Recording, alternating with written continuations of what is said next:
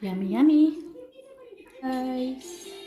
Hello everyone. Ngayon po ay gagawa tayo or magluluto ng sumang kamuting kahoy or balinghoy. At ayan, binalatan na po natin at yadyadin na rin natin. Ito na yung ating na kayod na balinghoy. Kamuting kahoy. Ganda. Maglalagay po tayo dito ng makapuno. Buko din yan, inano lang. Kung tama na. Lagay natin. At para mas masarap ang ating sumang kamuting kahoy, naglagay po tayo ng makapuno at 1/2 cup of brown sugar. At haluin na po natin ito ng maigi. Vanilla?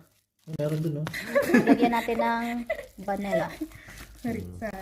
Yan, asan? Ito na yung ating dahon. Thank you kay Amor Lisa from Padova. From Philippines pa tong ating dahon. Ay, frozen pati oh. Hinugasan ko lang po itong ating dahon ng saging at pinunasan. At ito na nga po, nagbabalot na tayo. Napakasimple nga lang itong paggawa nating sumang balinghoy or kamuting kahoy, guys. Ang mahirap-hirap lang din yung pagyadyad. Ay naku po, pati ang kamay ni Ate Chona nadali. 35 o 40 minutes lang nating in-steam. Wow, ito na yung ating sumang kamuting kahoy. Yum yum! Wow, ang sarap ng aming sumang balinghoy, kamuting kahoy, may makapuno, oh, di ba? So yum yum. Merienda tayo, guys. Kapi-kapi. Sarap.